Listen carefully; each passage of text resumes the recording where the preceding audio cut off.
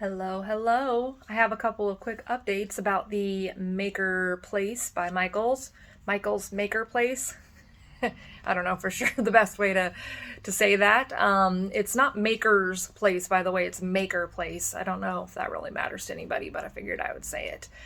So I have played around a little bit with my listing and found a couple of limits that I wanted to mention. So on here right now, there's only a 6 photo allowance. That's the maximum photos, and then there is a spot for a video. It doesn't say how long the video can be or can't be, but I have a bunch of videos already that I had for Etsy, so that one worked. But there may or may not be a limit to how long the video can be or whatever, but for some reason it doesn't say that anywhere. It's kind of like a little mysterious in certain places. Same thing with the tags. There is 10 tags allowed with 20 characters each, but you don't find that out unless you keep typing and go past it, and then when you hit submit it tells you. Otherwise it doesn't warn you about that in advance. So no big deal. You just erase it and restart, figure out how to fit the tags in the way that you want them. Title is 140 characters, which is pretty consistent, I think, across the board for most places. Let's see, there's 3 kind of category options.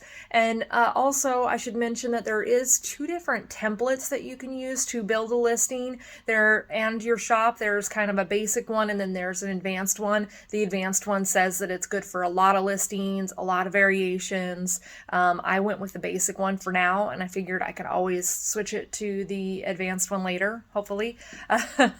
So some of these options that I have might be different if I was in the advanced one, I'm not sure, but the categories are interesting because there's a primary category such as home decor, and then there is a secondary category like kitchen decor, and it narrows it down that way. There's not a lot of attributes. It doesn't ask you what room is the decor for or anything like that, but it does have a system in place. Like for a refrigerator magnet, there were 1, 2, 3 ways to get to that category, and you have to put each of those in, or you can leave them blank, but you don't want to. You want to put them in. The return policy options are a little bit strange. It's either a 60-day return policy, a 30-day return policy, or no returns.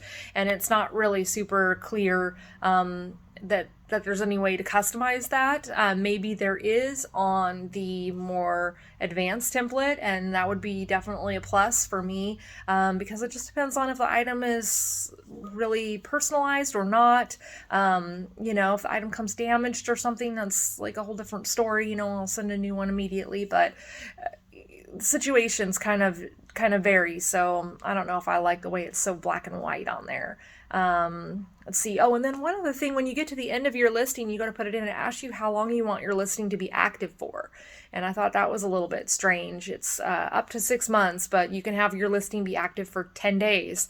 I don't know why you would do it that way. I don't really understand that. Doesn't have a listing fee per listing or anything like that. You can have, I think, as many listings as you want, but for some reason it has this kind of feature on there that I haven't really quite figured out what the purpose of that would be. But something interesting. I think it even says on there, like, click more to find out about listing active times or something, and then when you click it, it doesn't answer it. It takes you somewhere else that's just a general overview of frequently asked questions, and that one's not really there. So they're still working out the kinks. Of course, this is not open to the public. It is not something people can shop at right now. I don't know when it's going to be. That's another thing that I wanted to make sure to update is, for some reason, when you're in there and you're creating your listings in your shop, it says, we hope to be live early July. And it's almost August right now, so we're getting kind of close, so early July is definitely past. So something to keep in mind. They're a little behind. There's no guarantees they could scrap it. Who knows? I'm not finding a lot of news when I kind of Google it. There's not a lot of updates. There's not a lot of blogs or anything like that out there about this. So don't invest a ton of your time in this yet. But a lot of people say, the early adopters of something new like this generally do really well. So it doesn't hurt to get in there and just get a couple listings in there, and then you can just wait and see if it takes off or what's going on with it in the future. So anyways, that's all I have for this one. I just wanted to give some updates, some things I found out, and Follow me if you want to see more about this maker place. And I also do a lot of videos about Goimagine and Etsy as well. So follow me and like this if you found it interesting or helpful in any way, and we'll be back soon.